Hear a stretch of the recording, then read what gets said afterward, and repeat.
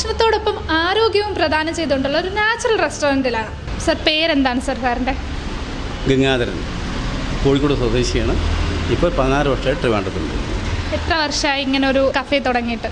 Cafe തുടങ്ങിയിട്ട് ഇപ്പോൾ 6 മാസമായിട്ടുള്ളൂ. പക്ഷേ 10 തുടങ്ങിയിട്ട് 26 വർഷമായി. ഇതൊരു വ്യത്യസ്തമായിട്ടൊരു ആശയമാണ്. എനിക്ക് തോന്നുന്നു കേരളത്തിൽ ആദ്യമായിട്ടാണ് ഇവിടെ കിച്ചൺ ഇല്ലാതെ ഫാർമസി ആയിട്ട് പ്രവർത്തിക്കുന്ന ഒരു റെസ്റ്റോറൻറ്റ്. അപ്പോൾ അതിനെക്കുറിച്ച് എങ്ങനെയാണ് ഒരു കൺസെപ്റ്റ് വന്നത്? ഫാർമസിയിൽ എന്താ ഉണ്ടാക്കുക? മരുന്നിൽ ഉണ്ടാക്കുക. ഇവിടെ ഭക്ഷണം മരുന്നായിട്ട് കൊടുക്കുന്നത്.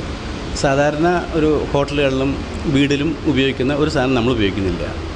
ഇവിടെ ചുവന്ന മുളക്, മസാലപ്പൊടികൾ, കായം, പുളി, പരിപ്പ്, വറുത്തരയ്ക്കുക, കടുക് പൊട്ടിക്കുക, അച്ചാർ, പപ്പടം, എണ്ണപ്പലഹാരങ്ങൾ, ഫ്രിഡ്ജ്, ഫ്രീസർ ഒന്നും ഉപയോഗിക്കുന്നില്ല.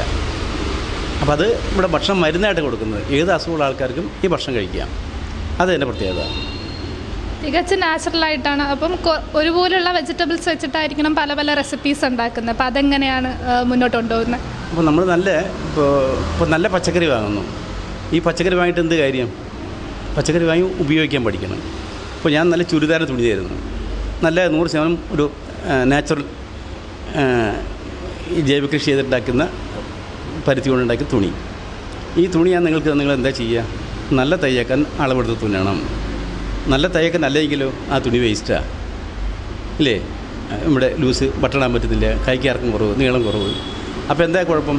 തയ്യക്കാരൻ ശരിയല്ല ഇല്ലേ? മോശം തുണി നല്ല തയ്യക്കാരൻ തുന്നിയേക്കാലോ ഇതിനേക്കാൾ വൃത്തിയുണ്ടാവും. അപ്പോൾ തുണിയുടെ എടുക്കുമോ, തയ്യൽക്കാരനും എടുക്കുമോ? തയ്യൽക്കാരനും എടുക്കണം. അപ്പോൾ നല്ല പച്ചക്കറി വാങ്ങിയിട്ട് എന്താ കാര്യം? അത് ഉപയോഗിക്കാൻ പഠിക്കണം. അപ്പോൾ ആദ്യം എന്താ ചെയ്യേണ്ടത്? പാചകം പഠിക്കണം അല്ലേ? ആരാ പഠിപ്പിക്കുന്നത്? ആർക്കാ പാചകം പഠിക്കുന്നത്? എവിടെ പാചകം പഠിക്കുന്ന സ്കൂളുള്ളത്? ഇപ്പോൾ ഫുഡ് ക്രാഫ്റ്റിൽ ഇൻസ്റ്റിറ്റ്യൂട്ടിലൊക്കെ കൂടുതൽ പഠിക്കുന്നു. അവിടെ പാചകം രുചികരമായുള്ള ഭക്ഷണം ഉണ്ടാക്കാൻ പഠിപ്പിക്കുന്നതാണ്. ഒരു ഹെൽത്തിയായിട്ട് ഭക്ഷണം ഉണ്ടാക്കാൻ പഠിപ്പിക്കുന്നില്ല. അത് വേണ്ടേ? ഇപ്പോൾ ജൈവകൃഷി ചെയ്യുന്നു. പക്ഷേ ജൈവകൃഷി ഉണ്ടാക്കുന്ന ഉൽപ്പന്നങ്ങൾ ഉണ്ടാക്കി തിന്നാൻ പഠിക്കുന്നില്ല. ഇപ്പോൾ മില്ലറ്റിൻ്റെ പുറകെ ആൾക്കാർ പോകുന്നു ഇല്ലേ? മില്ലറ്റ് ഉപയോഗിക്കാൻ ആൾക്കാർക്ക് അറിയില്ല. മില്ലറ്റ് എന്താണെന്ന് ആൾക്കാർക്ക് അറിയില്ല. എന്താണ് ഒരു ഡോക്ടറിനെ വിളിച്ച് ചോദിച്ചിട്ട് മില്ലറ്റ് എന്താണ്? അപ്പോൾ അതറിയില്ല. നമ്മൾ നെറ്റിൽ കയറി നോക്കാൻ പറഞ്ഞു. അപ്പോൾ ആൾക്കാർക്ക് ആ നിലയ്ക്കുള്ള ഒരു അവയർനെസ് നമുക്കില്ല. ശരിക്കും സ്കൂളുകളിൽ ഒരു പീരീഡ് ശരിക്കും ഇതിനെപ്പറ്റി വെക്കാൻ, ഭക്ഷണത്തെ പേര് വെക്കേണ്ടതാണ്. സാർ, ഇപ്പോൾ കൂടുതലും ഉള്ള ആൾക്കാർ ഫാസ്റ്റ് ഫുഡിനോട് കുറച്ച് പ്രിയമുള്ള ആൾക്കാരാണ്. അപ്പോൾ ഇത്രയും വർഷമായിട്ട് സാർ ഇവിടെ ഇത് നടത്തിക്കൊണ്ട് പോകുന്നു. അപ്പം എത്രത്തോളം സക്സസ്ഫുൾ ആണ് ഇങ്ങനെ നടത്തിക്കൊണ്ട് പോകുമ്പോൾ? ഈ ഫാസ്റ്റ് ഫുഡ് എന്ന് പറഞ്ഞാൽ ഫാസ്റ്റ് ഡെത്താണ് ഇല്ലേ? ഇവിടെ ഏറ്റവും കുറച്ച് ആയുസ് ആർക്കുക? ഡോക്ടർമാർക്കാണ്. ഏറ്റവും കൂടുതൽ ആയുസ് ആർക്കുക? കൃഷിക്കാർക്കാണ് ഇല്ലേ? അത് പരിശോധിച്ചാൽ മനസ്സിലാവും. അപ്പോൾ നമ്മൾ തട്ടുദോശ കഴിക്കുന്നു. തട്ടുദോശ കഴിക്കുമ്പോഴത്തിൽ, തട്ടുകടയിൽ പോകുമ്പോഴത്തിൽ നമ്മൾ തട്ടുദോശ കഴിക്കുമ്പോൾ ഇത് ഉണ്ടാക്കുന്നത് മാത്രമേ നോക്കുന്നുള്ളൂ. എന്താണ് കോരി ഒഴിക്കുന്നത് നോക്കുന്നില്ല ഇല്ലേ? മനുഷ്യൻ വിവരക്കേട് ആലോചിച്ച് നോക്കുന്നത് ഇല്ലേ? തട്ടുദോശത്തിൽ ഒന്ന് ഈ എല്ലാ പൊടിപടലും വന്ന് എല്ലാം കൂടി വരുന്ന സാധനമല്ലേ ഇത്? അപ്പോൾ കലക്കി ഒഴിക്കുന്ന സാധനം നോക്കുന്നില്ല. അത് വേവിക്കുന്ന സാധനം മാത്രമേ നോക്കുന്നുള്ളൂ. പിന്നെ ഇവിടെ സാധാരണ ഇവിടെ ഒരു പ്രത്യേകത, ഇവിടെ ഇത് ഹൗസിംഗ് ബോർഡിൻ്റെ സ്ഥലമാണ്. 70,000 രൂപയുടെ മാസം ഞാൻ വാടക കൊടുക്കുന്നുണ്ട്. അപ്പോൾ ഇത്തരം വാടക കൊടുത്തുകൊണ്ട് ഇതിൽ ഞാനിത് ചെയ്യുമ്പോൾ എന്തെങ്കിലും പ്രത്യേകത വേണമല്ലോ. ഭക്ഷണം കഴിക്കാൻ ആൾക്കാർ വരാതെ ഞാൻ നടത്തി കൊണ്ടുപോകുന്നില്ലല്ലോ ഇല്ലേ? എന്നാൽ ഇവിടെ സാധാരണ ഹോട്ടൽ ഉപയോഗിക്കുന്ന ഒരു സാധനം ഉപയോഗിക്കുന്നുമില്ല ഇല്ല. ഇവിടെ ജ്യൂസ് കൊടുക്കുന്നുണ്ട്. ഈ ജ്യൂസിലൊന്നും പാലില്ല, പഞ്ചസാരയില്ല, ഐസില്ല, സ്ട്രോ ഇല്ല. പകരം തേങ്ങാപ്പാലും തേനും ഉപയോഗിച്ച് ജ്യൂസ് കിട്ടുന്നു അല്ലേ? നല്ല കുഴക്കട്ട കിട്ടും, റാഗിയപ്പം കിട്ടും, ഇലയപ്പം കിട്ടും, ചുട്ട ഇലയപ്പം കിട്ടും, സമൂസ, നമുക്ക് ചുട്ട സമൂസ കിട്ടും. അതിൻ്റെ കോട്ടിങ് പിന്നെ ഗോതമ്പാണ്. അപ്പോൾ ഇങ്ങനെ പല സാമ്പാറിൽ കായില്ല, പുളിയില്ല, പരിപ്പില്ല, വറുത്തരയ്ക്കുന്നില്ല, കടുക് പൊട്ടി നല്ല സാമ്പാർ കിട്ടും അല്ലേ? ഇഡ്ഡലി നല്ല മില്ലറ്റിൻ്റെ ഇഡ്ഡലി കിട്ടും. ഉഴുന്ന് പിന്നെ പരിപ്പ് അരിയും കൂടി ചേർത്ത സാധനമല്ല, പുളിപ്പിച്ച സാധനമല്ല. ഒരു വ്യത്യസ്തമായ ഭക്ഷണം ഇവിടെ കിട്ടുന്നത്. ചായക്ക് പകരം ജാപ്പി കിട്ടും. മല്ലി, ഉലുവ, ജീരകം, ചുക്ക്, ഏലക്കായ, ശർക്കര ചേർത്ത് വേണമെങ്കിൽ തേങ്ങാപ്പാൽ ഒഴിക്കാം. അപ്പോൾ തേയില വേണ്ട, കാപ്പിപ്പൊടി വേണ്ട, പഞ്ചസാര വേണ്ട, പാല് വേണ്ട. അപ്പോൾ ഇതെല്ലാം കഴിച്ച് പിന്നെ നമ്മൾ ആരോഗ്യം ശ്രദ്ധിക്കുക. ആരാ ആരോഗ്യം ശ്രദ്ധിക്കുന്നത്? ഇപ്പോൾ നിങ്ങളെല്ലാം അന്നം തേടി പോകുന്ന ആൾക്കാരാണ്. ഈ അന്നം തേടി പോകുമ്പോൾ 2 കാര്യം ഓർമ്മ വേണം. അന്നത്തിനെപ്പറ്റിയെങ്കിലും, അന്നം കഴിക്കാനെങ്കിലും നേരം വേണം, അന്നത്തിനെ പറ്റിയെങ്കിലും അറിഞ്ഞിരിക്കണം. നമ്മളെല്ലാവരും പറയുന്ന കാര്യത്തിൽ ഭക്ഷണം കഴിക്കാൻ നേരമില്ലെന്നാ. ഭക്ഷണം കഴിക്കുന്നതല്ലേ ഈ പണിക്ക് പോകേണ്ട കാര്യമുണ്ട് ഇല്ലേ? പിന്നെ കഴിക്കുന്ന ആഹാരം എന്തെന്ന് മനസ്സിലാവണ്ടേ ഇല്ലേ? ഇപ്പോൾ രോഗം വന്ന് നമ്മൾ പിന്നെ ഭക്ഷണം കഴിച്ചുണ്ടാക്കുന്ന രോഗങ്ങളാണ്. നല്ല മനുഷ്യന്മാർ അസുഖം ഉണ്ടാവില്ല. ആ ഭക്ഷണത്തെ പഠിക്കണ്ടേ?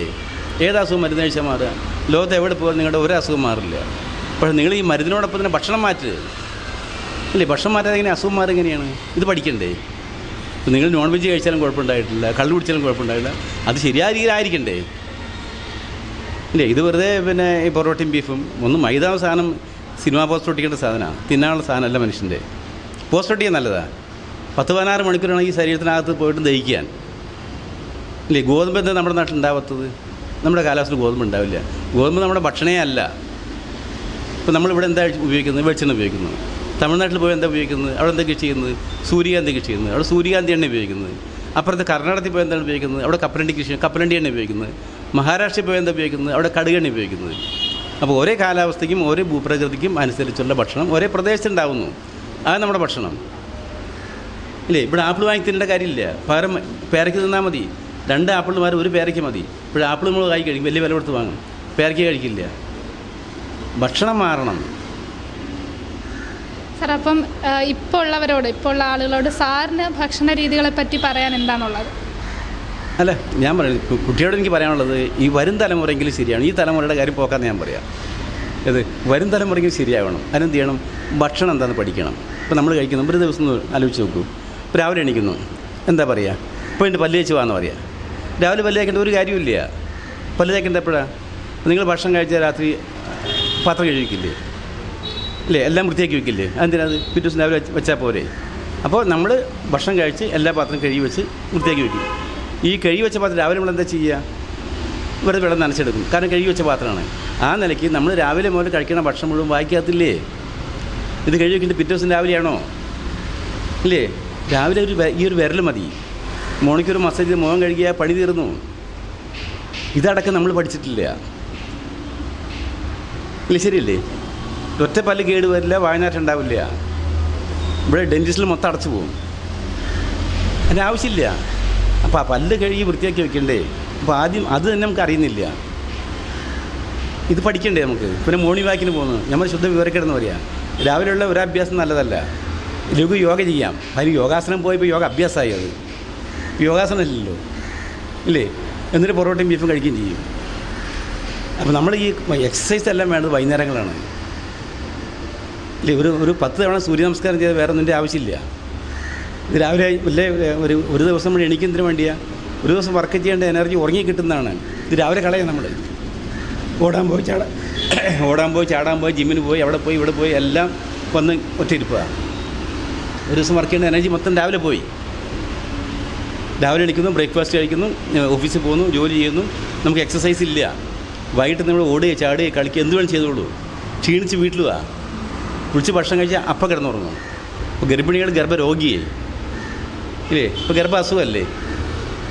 പണ്ടൊക്കെ എന്താ ചെയ്യുന്നത്? പണ്ട് അമ്മമാർക്ക് മുറ്റടിക്കുമ്പോൾ ആ ചൂര് പോകുന്നൊരു താളുണ്ട്. ആ താളം കുട്ടി കേൾക്കും. കപ്പിൽ വെള്ളം കോരുന്നു, അതിനൊരു താളുണ്ട്. അമ്മിയിൽ അരയ്ക്കുന്നു, അതിനൊരു താളുണ്ട്, ഇല്ലേ? എല്ലാ താളമേളങ്ങളും ചേട്ടാണ് കുട്ടി വളരുന്നത്. അതുകൊണ്ട് മക്കളെല്ലാം സൈലൻ്റായിരുന്നു. ഇപ്പോൾ മക്കളെല്ലാം വയലൻ്റാണ്.